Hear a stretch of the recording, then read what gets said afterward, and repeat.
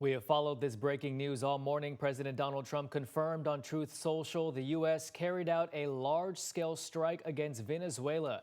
Brand new this hour, U.S. Attorney General Pam Bondi said on X, quote, Nicolas Maduro and his wife Celia Flores have been indicted in New York.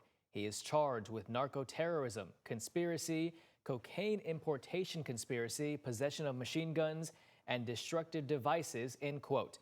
Hours earlier on Truth Social, President Trump said Venezuela's President Maduro and his wife have been, quote, captured and flown out of the country, end quote. Now, this all started early this morning after a series of explosions happened in Venezuela's capital city of Caracas. Trump has for days been threatening attacks in Venezuela and calling for a regime change in the country, but has not outlined a plan for what might happen after that. Right now, President Trump said there will be a news conference at 11 o'clock this morning at Mar-a-Lago. We will keep an eye on this throughout the day and bring you any of the latest details. Now, good morning, Kentuckiana. I'm Gabriel Gonzalez. Let's get to meteorologist Matthew Willoughby and a look at your forecast. Hey, Matthew. Hey, Gabe. Yeah, overall, just another cold weekend out there for us as we go towards this weekend. So, honestly, near average for this time of year. And as we look at least those cloudy skies outside for you, we'll continue to see at least that throughout the day today. So more cloudy conditions on the way for us. Temperatures still sitting into the upper 20s and lower 30s for this morning. Louisville at 30 degrees, 27 in LaGrange. And give you a look at satellite and radar. We are seeing at least some light snow showers on radar, but really not seeing that fall throughout our area. If you do see some snow flurries, that's likely just some brief snow flurries that we're seeing pass through our area for this morning. Not expecting any accumulation from that. But for your morning sip, we'll see temperatures into the lower 30s. By the midday, we'll be right at 39 degrees. And heading towards this evening, we'll be back into the lower 30s. That weekend forecast, honestly, pretty quiet outside. We'll see temperatures into the lower 40s for your Saturday with some cloudy skies. As go back into your Sunday, some nice sunshine will roll through as temperatures will be into the lower 40s once again, and temperatures dropping off into the 30s going towards the overnight hours back into your Monday. Now, what's ahead? We do have another big warm up on the way for us, walking into, or at least going into next week for us as we go towards your Tuesday, Wednesday, and Thursday. So, yeah, we'll see temperatures for multiple days into the 60s as we head towards at least the back end of your week, along with some rain chances that will roll through as well. So we'll be timing out all those details coming up in just a few minutes. Back over to you, Gabe. All right, sounds good. Thank you, Matthew. Let's talk some politics now. A new candidate is throwing her hat in for Louisville's mayoral race. Metro Council Democrat Shamika Parrish-Wright confirmed to WHAS 11 that she will announce her candidacy today. This will be her second attempt at running for mayor. She finished second in Democratic primary back in 2022 to current mayor Craig Greenberg. He is running for a second term. There are 5 candidates who have filed so far. And this year will be the first nonpartisan election here in the Metro. That means the top 2 primary finishers, regardless of the party, will move on to the November election. And you can watch our coverage of her announcement this evening. There were plenty of women that were working on the backside that were holding their own with anybody that was there. So that I found a little odd, that there would be that much dissension about it. Diane Crump has died. She's the trailblazing jockey who became the first woman jockey to ride in the Kentucky Derby back in 1970. Her family announced her death on social media, saying she passed away January 1st at the age of 77. Crump was diagnosed with an aggressive form of brain cancer last year. During her career, Crump won more than 200 races and later built a second career in equine sales. She's also wrote a memoir marking the 50th anniversary of her Derby ride. And Churchill Downs racetrack president Mike Anderson released a statement last night saying, in part, she will be forever respected and fondly remembered in horse racing lore. The entire Churchill Downs family extends our condolences to her family and friends.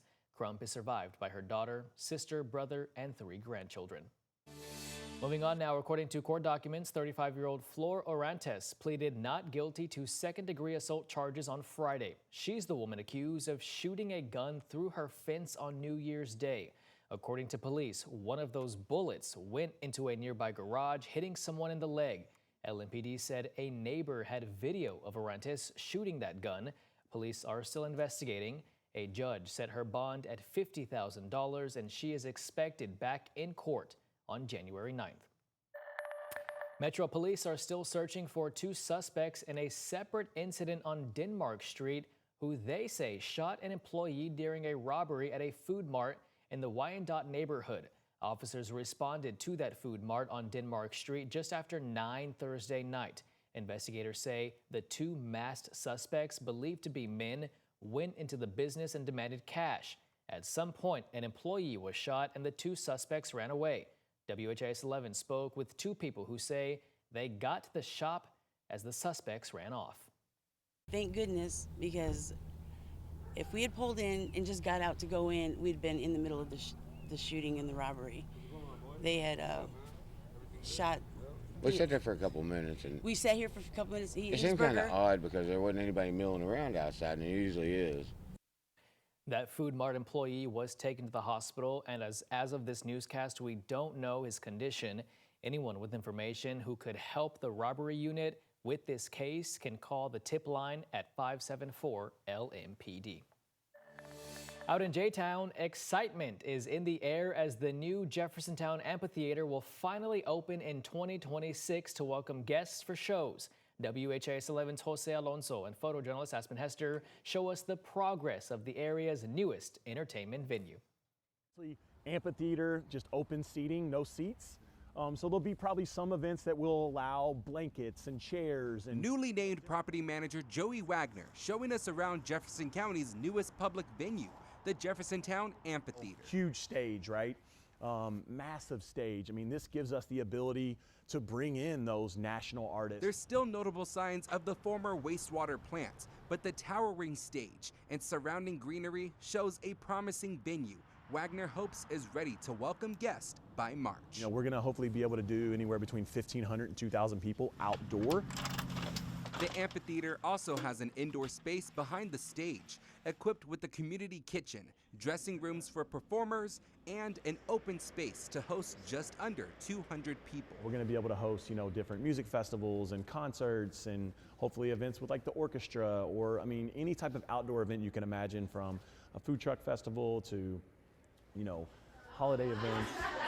For Christy McGrath, the general manager of Gaslight Diner, a food truck festival sounds like great exposure. Oh, very much so. People coming in, it'll give us more clientele, more growth, more business growing. We would love to have new people coming in, friendly faces. McGrath says the amphitheater has been the talk of J-Town. Well, everybody's been talking about it, and it's been built and kept on being built, and I was like, is it ever going to be open? Is it ever going to be open? And now it's getting ready to be open, and it's exciting. Like, my heart's beating and everything. So there's still no official grand opening date set in stone, but Wagner says it's right around the corner. I'm hoping to do a ribbon cutting, open house, press conference here in the next 3 weeks.